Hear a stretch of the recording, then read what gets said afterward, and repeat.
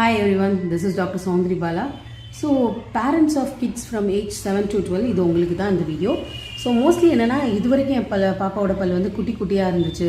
So விழுந்து முளைச்ச போது மட்டும்தான் பல் வந்து கொஞ்சம் பெருசாக இருக்குது, அதே மாதிரி கேப்பாக இருக்குது அப்படின்னு சொல்லி ஃபீல் பண்ணுறீங்களா? நிறைய பேர் கூட என்கிட்ட வந்து கிளிப்பு போட வந்து கேட்டிருக்கீங்க 7 இயர்ஸ் 8 இயர்ஸ் கிட்ஸ்க்கு.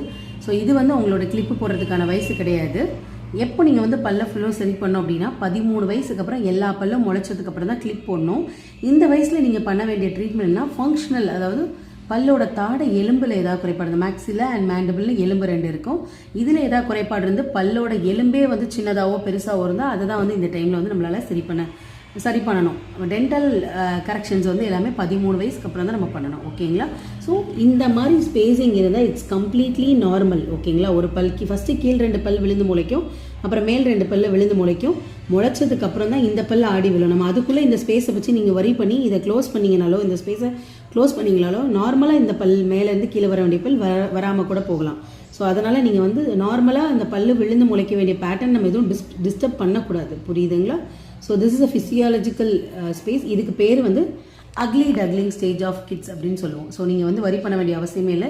இந்த டைமில் பசங்களுக்கு கொஞ்சம் அந்த டீத் வந்து அக்லியாக தான் இருக்கும்.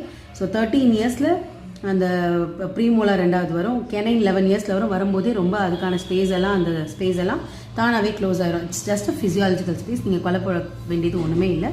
பட் இது ஸ்கெலிட்டல் ப்ராப்ளமாக டென்டல் ப்ராப்ளமாங்கிறது ஒரு டென்டிஸ்ட் தான் சொல்லணும். ஸோ நீங்கள் ஜஸ்ட் டென்டிஸ்ட்டை ஒரு 6 months ஒன்ஸ் வந்து விசிட் பண்ணிக்கோங்க. Thank you so much.